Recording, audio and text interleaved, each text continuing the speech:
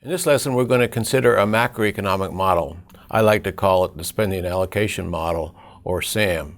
It really tries to describe some of the concepts we've been describing already in terms of the data, gross domestic products, total consumption, total investment, net exports, and government purchases. So the way it works is it's a specific thing that focuses on those entities: consumption, investment, net exports, and government purchases. And it's a model. We're going to call it a macroeconomic model because it pertains to these macroeconomic concepts. And it's going to be used to determine the shares of spending in GDP by these different concepts, whether consumption, investment, etc.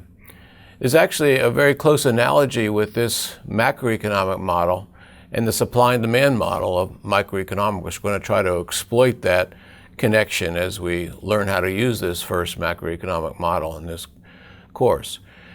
The model is really going to be most useful for long-run situations. So like any model, you need to know when to apply it. Just in the microeconomics, some of the models are more relevant for short run, some are more relevant for long run. This is more relevant for the long run, 5, 10 years or so in the overall economy. The starting place is some of the equations we've already derived. When we described how GDP is calculated, we mentioned it could be the sum of consumption, investment, government purchases, and net exports that people spend in the economy, and that adds up to GDP. To make it a little more manageable, if you divide all those entities by GDP, which we call Y, then you convert them to shares of GDP. So for example, you'll have now that consumption divided by GDP plus investment divided by GDP plus government purchases divided by GDP and net exports divided by GDP must all sum to 1, those shares. Sometimes we describe those shares in percentage terms rather than fractions, so we might say consumption is 65% of GDP rather than just say it's 0.65. But it's really clear from this example that if any one component of this sum goes up, the others must go down. So for example, if G over Y, the percentage of government purchases in GDP goes down, the others must go up, at least the sum of them must go up. And our question here, and why we need a model, is we want to describe how that actually happens in the economy. So for example, if government purchases as a share of GDP goes down because of a government effort to reduce spending, reduce total spending in the economy by government, how does that translate to the other parts of the economy, to consumption, investment, and net exports? We also want to think about the mechanism that this occurs. What's the incentive that consumers or businesses might have to adjust their consumption or investment by that much? Or what are the incentives that exporters have to adjust their amount of exports? And then, as in any kind of model of a price system, what transmit this information? There's incentives, and then the information has to be signaled and communicated. And so in other words, what is the variable that takes the place of the price, which we use in microeconomics, supply and demand for bicycles, for example? In other words, what is the price that we consider? And we will see that the answer to that is the interest rate. The interest rate is actually going to be the price that helps allocate these spending decisions between investment and consumption, net exports, etc. So we need to think about these shares of spending over time. Here's an example of what these shares look like in the U.S. economy during the 1990s. The 90s is a good time to look at this because there were big shifts in shares and the economy was operating pretty well at the same time. So you can see in the upper left, it's consumption as a share of GDP, and you can see that's generally rising. You have investment as a share of GDP, that's generally rising. On the lower left, net exports as a share of GDP, that's declining. And government purchases as a share of GDP, declining substantially. You just look at the trends here, you see the consumption was up by about 2% in that period. You had investment up by about 5%, net exports down by about 4%. And government purchases down by 3%. So the sum of all those percentages is 0, as it must be. But the real question is, how did this occur? How did the economy change with the private sector making decisions about consumption, investment, and net exports? and really the government, the public sector, determining the decisions about government purchases. So that's what the model is going to be used for, to try to explain how these variables relate in the overall economy. I want to start with a description of how the interest rate affects consumption. Remember, the interest rate is going to be the price in this allocation system. And the interest rate is going to affect consumption, investment, and net exports. We want to trace those through as carefully as we can. To get the effect of interest rates on consumption, we want to apply the central idea of economics, which we've applied many times before, and that is that people make purposeful choices with scarce resources. What's the choice when you're considering consumption in the economy? Well, we're not considering consumption of toys versus necklaces or apples versus oranges. We're considering the total amount of consumption that a person or a family might spend on all those things compared with something else. What do you compare consumption with? Well, you compare it with saving, not consuming. The part of your income that is not consumed is saving. And so the choice here, the binary choice, which we always like to get a hold of in economics, is consumption versus saving. Saving is actually future consumption, because what you put away for the future, you can consume later. So you might just wait till next year rather than this year to do your consumption by saving. Well, what that means is the interest rate will affect that decision, because the interest rate, a higher interest rate, will mean if instead of consuming you put your money in a bank for a year and then consume next year, a higher interest rate means you get more from that savings. You put $100 in, you get $105 out if the interest rate is 5%. But if it's 10%, you get $110 back. So that extra high interest rate, say from 5% to 10%, really lowers the price of future consumption. You can get more consumption by putting your money away if the interest rate is 10% than 5%. You get more consumption next period. So it effectively lowers the price of future consumption compared to today's consumption. And as a result, it makes common sense that people would consume less. It's relatively cheaper to consume next period, next year, by putting your money away if the interest rate's higher, and so you consume less today. So the immediate implication is a higher interest rate reduces consumption. And in reverse, the same thing should happen. A lower interest rate effectively raises the price of future consumption. You get less when you save your money and you put it in the bank. And that's compared to today's consumption. So that suggests you consume more today if the interest rate is lower. So this simple reasoning, based on basic economics, suggests there should be a negative relationship between the interest rate and total consumption of people. And then if you add that for all the people consuming in the economy, add it up, there's got to be a negative relationship between the interest rate and the total amount of consumption. Now, it's important to realize when we think about the interest rate here, so we want to make sure we don't get confused by inflation, because inflation can also affect the price of future consumption compared to today. What economists do to adjust for inflation is they consider the real interest rate, which by definition is the nominal interest rate minus the expected rate of inflation. The nominal interest rate is just what you normally talk about when you go to the bank, see what the interest rate will be, or you read about an interest rate in the newspaper.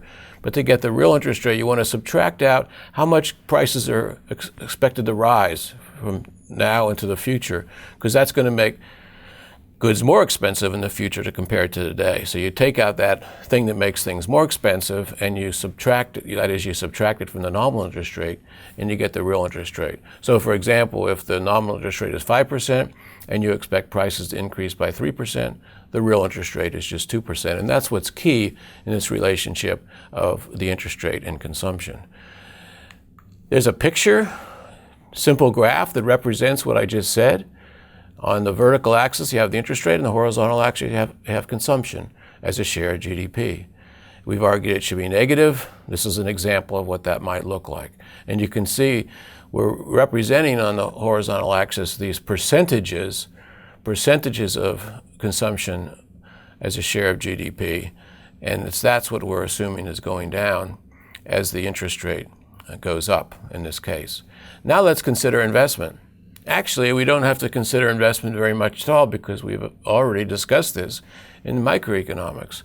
We argued, for example, that the demand for a truck for a firm or a food truck for a food services firm goes down when the interest rate is higher. The demand for that investment goes down.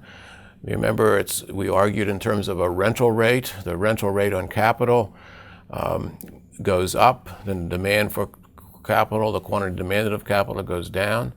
And the same thing is true with respect to the implicit rental rate, which depends on the interest rate. So you can go back to the lesson and review that, but we already know that firms will invest less when the interest rate is higher based on simple microeconomic considerations. Same is true if you just think about all the firms in the economy, and that's going to generate this negative relationship between investment as a share of GDP and the interest rate. There it is in this picture, just as an example, and you can see on the horizontal axis we have percentages of GDP and examples of the interest rate on the vertical axis. So we've got consumption, we've got investment. What about net exports? That's the third variable we've got to consider and its relationship to the interest rate. This one's more complicated, the relationship between net exports and the interest rate. Remember, net exports is the difference between exports and imports. Exports minus imports equals net exports. To understand how the interest rate affects net exports, you have to consider several different things that occur in an economy when the interest rate changes. There's a lot of things to sort of put in your head and think about this to get the logic right. Each one is pretty straightforward, but when you put them all together, it's a chain of reasoning that you have to be careful and keep track of as you go. There's two basic aspects to this chain of reasoning. One is that the interest rate should affect the exchange rate, and the second is that the exchange rate should affect net exports. And as you can see at the bottom, implication of this will be the interest rate affects net exports. But let's look at the chains in this argument. So first of all, consider what happens if the interest rate changes. People are going to have a choice here about where to invest their money. Again, purposeful choice with scarcity. In this case, the choice will be to hold a dollar bond, say a dollar treasury security, or a Japanese bond, a Japanese denominated security, denominated in Japanese yen, for example. So that's the choice, a bond denominated in US dollars, a bond denominated in Japanese yen. Now consider the interest rate. Well, the higher interest rate on dollar securities, on say US treasuries, that will make dollars more attractive because people will want to move their money out of Japan into the United States to get that higher interest rate. So a higher interest rate in the US will make dollars more attractive, and that will put upward pressure on the dollar, make the dollar appreciate. So in this case, you would get a better deal when the dollar rises relative to the yen, in the case of the yen's example. The same thing in the opposite direction. If you have a lower interest rate on US dollar bonds compared to Japanese, then people will want to get out of dollars and move into yen, and that will put downward pressure on the dollar, so the dollar will tend to decline in this case. So that's the mechanism, is this effect of the interest rate on the exchange rate. Now the exchange rate itself affects net exports. In fact, the higher the dollar, the fewer US exports demanded will be, and the more foreign imports demanded there will be. And as a result of that, net exports will fall.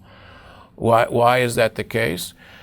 Well, if the dollar is very high, then it's going to be more expensive to buy US goods, and so the demand for US exports from abroad is going to go down. Basically, US cars will become more expensive if, for example, it takes more yen to buy a dollar. Then the dollar price of a car will go up in terms of yen, decrease the quantity demanded of cars and U.S. exports in general. So, and the same is true with imports demanded into the United States from abroad. Foreign imports demanded will in this case go up because it's cheaper at this point to get the Japanese goods with the stronger dollar, the higher dollar, and so net exports fall on that account as well.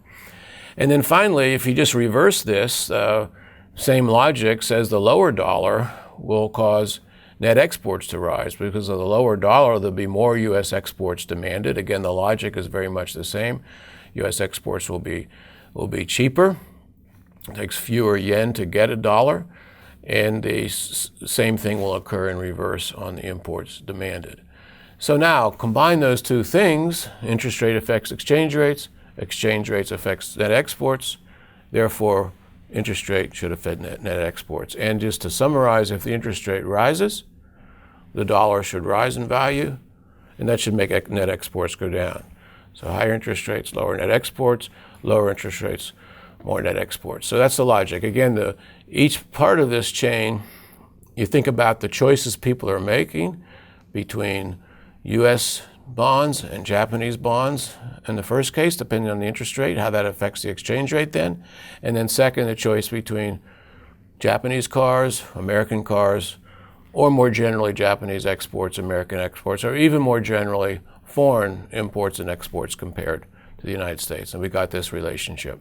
Now we can also do a picture of this one, and the graph is looking the same as with investment and consumption. On the vertical axis, the interest rate as usual. On the horizontal axis is net exports. If you look at the scale of the horizontal axis, you'll note that there's a zero in there because it's possible for net exports to be negative. And to be negative is a share of GDP, of course. That when they're negative, then exports is less than imports. There's a trade deficit. When it's a positive, is a trade surplus. Exports, in that case, are greater than imports. And so we have this possibility of plus and minus numbers. But the logic that we just went through, the interest rate affecting net exports in this negative way, holds, and we're illustrating this in this simple picture. Now that's our three relationships. You can put them all together and think about them. In this picture, you have consumption in the upper left, investment as a share of GDP in the upper right, net exports the lower left. And we're going to add these three things together and call it non-government, if you like. Consumption plus investment for net exports are all the parts of spending that are not G, or therefore NG, or non-government. And you can just sum them across, just as you summed up individual demand curves for people in a market for bicycles or toys. Same thing occurs here exactly. In fact, it's sometimes easier to see the summing across if you align these in a row. And that's what's being done here. In this case, we've just aligned the three components of private spending: consumption, investment, and net exports. Align them, same from the previous picture. And now you can imagine just summing across this diagram to get the total, which is non-government purchases as a share of GDP. Again, it's simply the total purchases less what the private sector consumes, and that's the non-government part of that over on the right. Now what we're going to do, given this setup, and again, the setup is based on all these macroeconomic considerations, we're now going to make this model go to work by focusing on the right-hand side. It's like a demand curve. Imagine instead of the price on the vertical axis, you have the interest rate on the vertical axis, and you have the sum of consumption, investment, net exports, NG, being plotted on the horizontal axis as a percentage of GDP. It's downward sloping like a demand curve. And so now we have to think about what the natural way to think it is about supply. We'll get an intersection between the supply and demand curve. We'll get the interest rate and get predictions of the model, as we'll see in the next lesson. Thank you.